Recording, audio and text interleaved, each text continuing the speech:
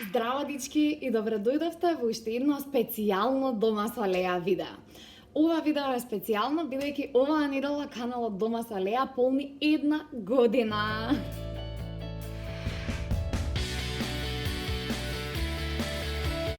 Мојата радост е многу голема и мојата благодарност кон вас е многу голема, особено до сите 342 следачи, односно претплатници кои што се имаат претплатено на Дома со Леа досега. А уште повеќе ви благодарам на сите за сите 30.000 прегледи кои што ги има остварено каналот Дома со Леа досега. Вашата поддршка, вашите коментари, шерови и ретвити многу ми значат, но исто така ми значи и соработката со многу лица кои што ги запознав онлайн, со многу други мајки, проекти, компании кои што се грижат за мајките и за децата. Посебна благодарност одвојувам до медиумите кои што досега изразија интерес да оствариме соработка, односно да се снимаме или да пишуваме заедно за мојот проект Дома со Леа. Многу ви благодарам. Гледајќи наназад, многу е лесно да се констатира дека времето брзо лета, бидејќи нели одбележуваме 1 година. Посебно таа констатација е точна кога имате мало дете.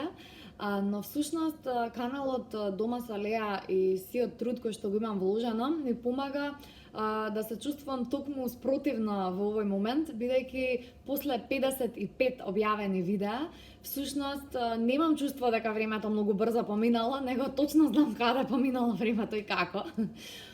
На овој начин каналот Дома со Леа е еден вид на дневник за мене и за мајчинството, односно за фазите и работите кои што не интересираат во различни фази мене и ќерка ми. Токму затоа би сакала да ви ја најавам следната фаза. Во моментов, впрочем, ќерка ми многу интересираат книги.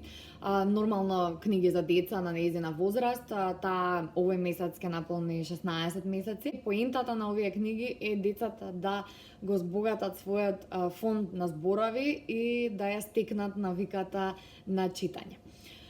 Истражував малку за навиката на читање и таа, меѓу другото, како и многу други работи, се креира во периодот од 1 до 3 години. Во овој период мозокот на детето се развива до 80% од она што ќе биде развиен во текот на целиот живот на возрастна особа.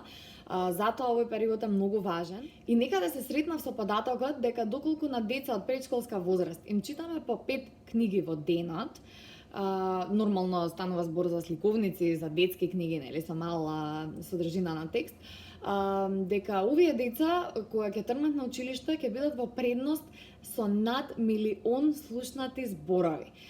Ова понатаму им дава можност да се фокусираат кога ќе учат на училиште, да се фокусираат на знаењето што зборовите го пренесуваат, а не на самото значење на зборовите, и на тој начин ќе бидат во предност да ги развијат во раната училишна возраст своите когнитивни и интелектуални способности на начин на кој што и самите ќе можат многу добро да читаат, многу добро да пишуваат, а со пишувањето да научат и да размислуваат како интелектуалци понатаму на подоцнежна возраст.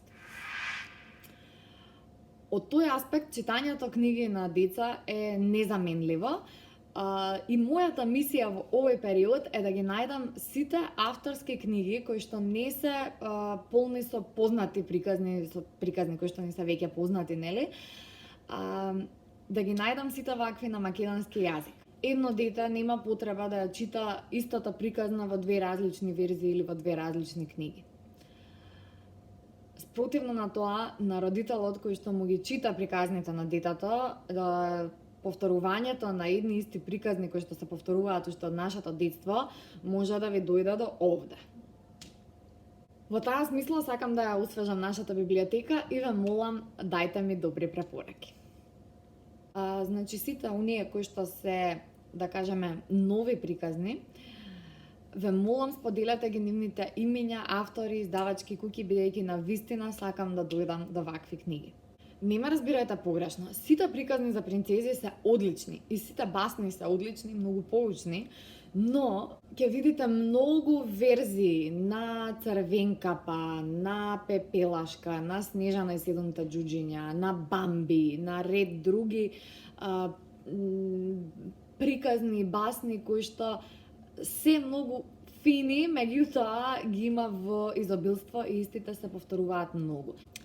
Видеата кои што ги спремам за предстојниот период ќе се фокусираат токму на некои вакви нови навики, но и на растот и развојот на дете од 1 до 1,5 година, бидејќи во моментот нели тоа е нашиот фокус на интерес.